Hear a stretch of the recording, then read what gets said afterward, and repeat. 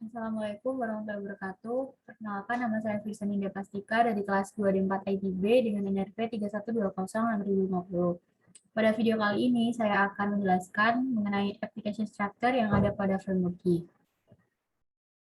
Nah, di sini terdapat penjelasan aplikasi Y2 ini menganut pola desain MVC, di mana MVC ini merupakan singkatan dari model view controller. Nah, model ini digunakan untuk merepresentasikan data, logika bisnis, dan juga aturan-aturan yang ada. Selanjutnya terdapat view, seperti artinya view ini merupakan tampilan, jadi digunakan untuk merepresentasikan masukan atau keluaran ke atau dari model. Selanjutnya terdapat controller, jadi controller ini jika diibaratkan seperti jembatan antara request dari user ke model atau view. Jadi untuk fungsi controller ini digunakan untuk menerima masukan dan merubahnya menjadi perintah untuk mengakses model dan menampilkannya dengan view. Lalu selain MVC, ternyata Y2 ini juga memiliki beberapa komponen penting, diantaranya ada entry script, application, komponen application, modules, filters, dan juga widget. Nah, untuk komponen-komponen ini nanti akan saya jelaskan di slide-slide selanjutnya. Nah, di sini terdapat struktur aplikasi Y2, di mana dimulai dari yang paling atas, yaitu entry script, dan yang paling bawah adalah asset bundle. Nah, untuk entry script sendiri ini merupakan file yang pertama kali diakses pada saat web kita dijalankan. Jadi di sini terdapat relasi di mana artinya entry script ini akan memanggil application, dan di sini terdapat perbandingan yaitu yang artinya entry script ini akan memanggil satu application dan sebaliknya application ini akan pasti dipanggil oleh satu entry script. Selanjutnya application ini akan memanggil application komponen atau tidak memanggil sama sekali. Selanjutnya application ini juga dapat memanggil modul, di mana modul ini dapat memanggil dirinya sendiri. Selanjutnya dari modul ini dapat memanggil controller, begitu juga dengan application dapat memanggil controller. Selanjutnya controller ini akan memanggil atau tidak memanggil sama sekali filter, dan seperti yang saya jelaskan sebelumnya, controller ini dapat memanggil view atau memanggil model terlebih dahulu untuk dikelola datanya yang selanjutnya akan disalurkan ke view. Lalu dari view ini nanti akan memanggil widget atau asset bundle. Jika dia memanggil widget, maka di akhir nanti dia akan memanggil asset bundle. Nah, selanjutnya terdapat entry script. Nah, entry script ini merupakan mata rantai pertama dari aplikasi Y2. Jadi, seperti yang saya jelaskan tadi, entry script ini biasanya bernama index.php.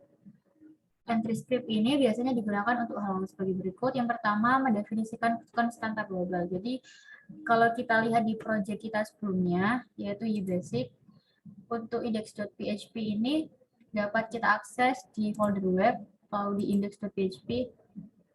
Nah, ini merupakan entry script. Jadi, untuk yang pertama ini mendefinisikan konstanta global. Jadi, pada line 4 dan 5 ini sudah ada keterangan untuk konstantanya, jadi menggunakan define. Lalu, selanjutnya ada meregister composer autoloader. Nah, di sini terdapat pada line 7, require vendor autoload. Di sini kita dapat mengaksesnya pada folder vendor, lalu autoload di PHP.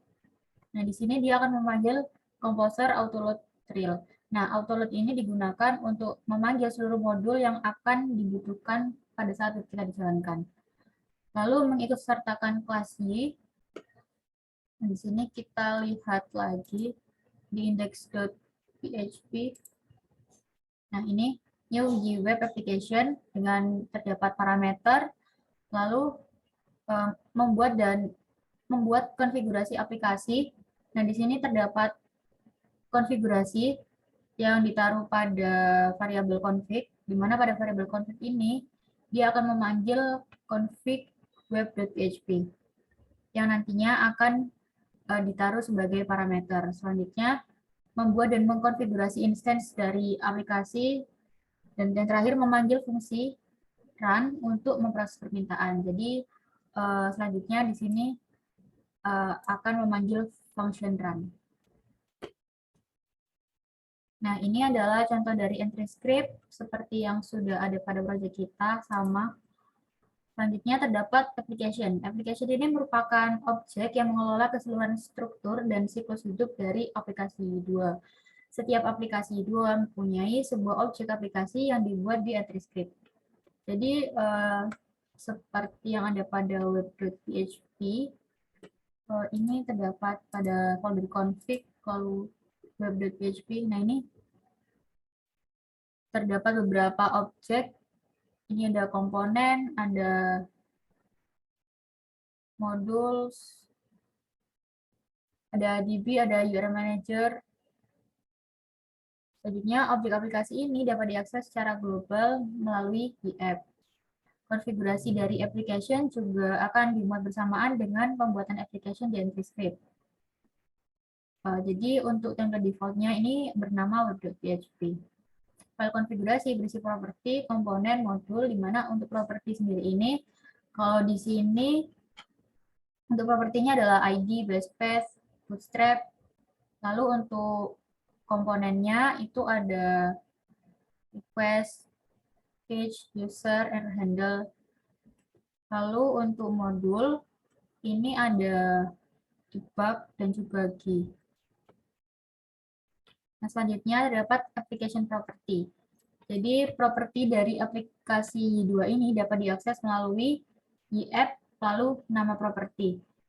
Jadi jika kita lihat di folder views lalu di layout main.php. Nah, di line 31 pada brand label, ini kan dia memanggil app name.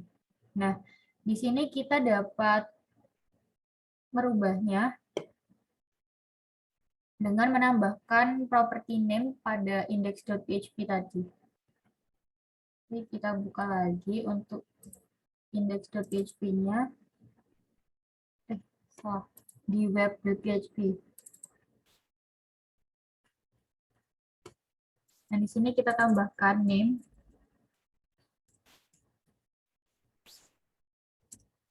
Misal kita beri toko baju.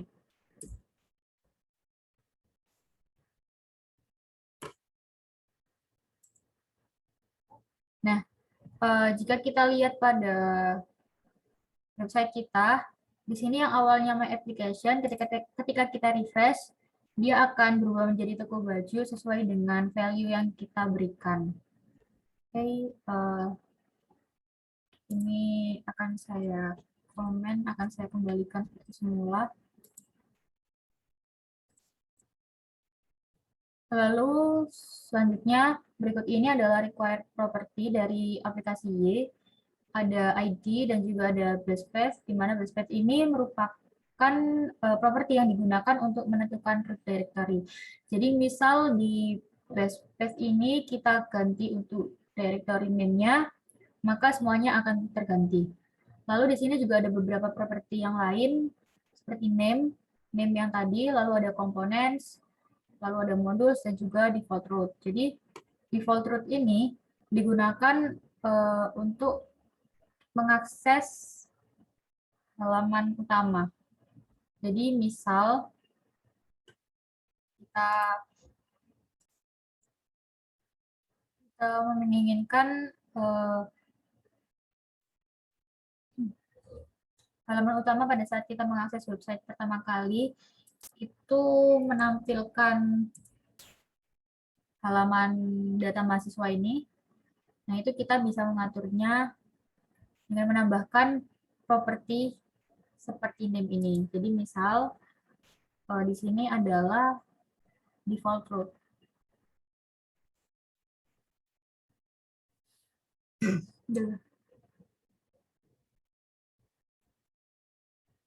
Di sini kita tambahkan sal mahasiswa indeks. Nah, jadi ketika kita mengakses tanpa slideshow mahasiswa, nah dia akan menampilkan halaman ini. Begitu juga misal kita ingin menampilkan halaman create. Kita langsung ganti dengan create. Lalu kita coba lagi. Nah, dia akan menampilkan halaman untuk create mahasiswa ini. Selanjutnya, pada application components, Jadi sebuah aplikasi Y2 ini dibentuk dari beberapa komponen yang menyediakan layanan yang berbeda-beda.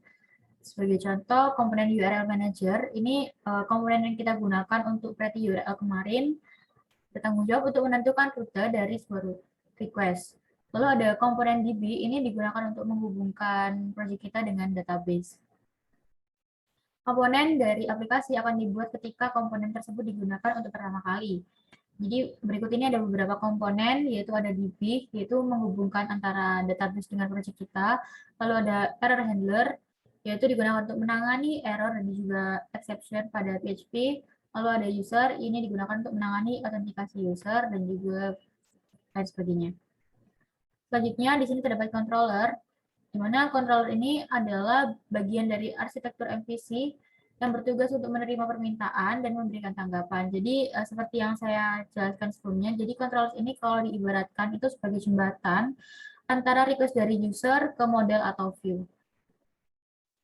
Nah ini controller akan menerima permintaan, meneruskan permintaan ke model, memasukkan hasil dari pemrosesan dari model ke dalam view, dan kemudian membentuk tanggapan. Nama file PHP dari sebuah controller mengikuti format controller ID controller.php. Jadi untuk controller ini ada sufiksnya, yaitu controller. Selanjutnya ada controller action. Jadi sebuah controller dibentuk dari satu atau beberapa action. Jadi seperti yang kita lihat ya di controller kita buka mahasiswa controller. Nah ini terdapat beberapa action. Ada action index, action view, action create, action update. Jadi kalau misal di PHP native itu kan kalau misal kita mau bikin untuk update, function update itu kan dibikin satu file, delete satu file, create satu file. Nah, dengan menggunakan controller ini, jadi satu controller itu dapat digunakan untuk beberapa action. Action ID merupakan kata unik yang digunakan untuk membedakan action satu dengan action lainnya. Jadi seperti yang kita tahu ya, di sini untuk create namanya adalah action create, lalu untuk update namanya adalah action update. Jadi namanya beda-beda sesuai dengan fungsinya. Lalu action ID ditulis dalam format action ID. Contohnya kayak tadi itu, lalu pengguna dapat mengakses action dari controller menggunakan root dengan format controller ID / action ID. Jadi contohnya itu seperti mahasiswa. Nah, ini kan akan menampilkan data-data mahasiswa. Nah, ketika kita ingin melakukan create atau tambah mahasiswa, kita kan akan memanggil action dari controller itu. Jadi kita tambahkan create seperti itu untuk contohnya. Lalu secara default action index akan dipanggil jika dalam request hanya menyebutkan nama controller saja. Jadi ketika kita tidak menyebutkan actionnya, ini akan memanggil action index. Hanya action default dapat diganti melalui property default action. Lalu ada controller best practice. Di dalam aplikasi yang didesain dengan baik, sebuah controller biasanya berukuran sangat kecil dan untuk setiap action hanya berisi beberapa baris kode saja. Jadi di setiap metode ini, di setiap action ini untuk kodenya itu kan singkat-singkat, nggak sampai 100 atau beribu-ribu. Selanjutnya, secara garis besar dapat disimpulkan bahwa controller itu dapat mengakses data permintaan request seperti HTTP header, cookies, request parameter, dan lainnya. Lalu dapat juga memanggil methods dari model atau dari komponen lain. Dapat menggunakan views untuk membentuk respons, dan seharusnya tidak memproses data permintaan, karena proses ini harusnya dilakukan dalam model. Dan seharusnya tidak mengikutsertakan kode HTML, karena kode HTML itu lebih baik kita letakkan di folder views ini. Jadi untuk folder views ini merupakan kumpulan kode-kode untuk tampilannya. Selanjutnya ada model. Jadi model ini juga merupakan bagian dari arsitektur MVC. Model ini adalah objek yang digunakan untuk merepresentasikan data, aturan-aturan, dan logika bisnis. Model ini dapat dihubungkan dengan tabel di sebuah database ataupun berdiri sendiri. Sebuah model dapat memiliki atribut labels, validation rules, dan lain-lain. Jadi jika kita lihat pada model kita, model mahasiswa, nah ini terdapat atribut labels ini, dan di atribut labels ini untuk jumlah fieldnya ini disesuaikan dengan database. Jadi untuk di database kita itu kan ada 3 field, ID, nama, dan jurusan. Nah, karena kita melakukan generate-nya dengan menggunakan G, maka dari G itu akan otomatis membuat atribut labels-nya. Jadi kita tidak perlu manual membuatnya. Dan untuk yang bagian kanan ini digunakan untuk tampilannya. Jadi misal untuk nama ini kita ganti nama lengkap. Maka di tampilan ini akan berubah menjadi nama lengkap. Itu. Ini atribut merepresentasikan data dalam sebuah model. Model yang dihubungkan dengan tabel di database secara otomatis menjadikan seluruh field dalam tabel tersebut sebagai atributnya. Jadi kayak tadi ID, nama, sama jurusan. Atribut dapat ditambahkan dengan cara seperti membuat variabel. Jadi untuk penulisannya model ada 2 cara, yaitu model panah test atau dengan menggunakan array, model dengan index test. Nah, selanjutnya atribut labels adalah label yang ditampilkan pada platform untuk setiap atribut. Jadi yang bagian kanan ini. Jadi seperti yang nama tadi, itu kan tadi awalnya nama, terus kita ganti menjadi nama lengkap. Akhirnya di tampilannya juga berubah menjadi nama lengkap. Selanjutnya, jika model dibuat menggunakan G, nah ini sama seperti yang saya tadi jelaskan. Jadi ketika kita mengenerate modelnya lewat G, maka semua field dalam tabel itu akan dibuatkan atribut labelsnya. Dan di sini juga terdapat validasi, di mana setiap data untuk sebuah model yang diterima dari pengguna harus divalidasi terlebih dahulu. Jadi untuk validasinya itu terdapat pada function rules, di mana di sini untuk nama dan jurusan itu required atau wajib untuk diisi. Selanjutnya untuk nama dan jurusan ini harus bertipe string dan juga maksimal karakternya adalah 255.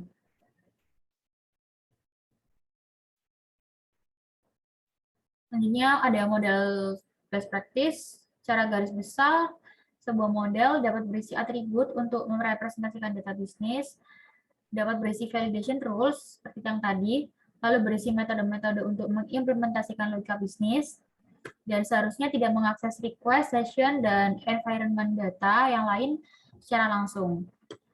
Dan seharusnya sama seperti controller, untuk kode HTML ini tidak ditaruh di model, karena seharusnya kita menaruhnya di folder views, karena agar lebih teratur. Nah, selanjutnya terdapat views, di mana view ini seperti artinya yaitu tampilan, yaitu bagian dari arsitektur MVC juga yang digunakan untuk menampilkan data ke pengguna. View ini biasanya digunakan dengan gabungan dari kode PHP dan juga HTML. Dengan pertimbangan keamanan untuk menghindari cross-site scripting, tetapkan metode pemeriksaan untuk menampilkan data yang dimasukkan oleh pengguna. Jadi ini terdapat encode dan juga proses.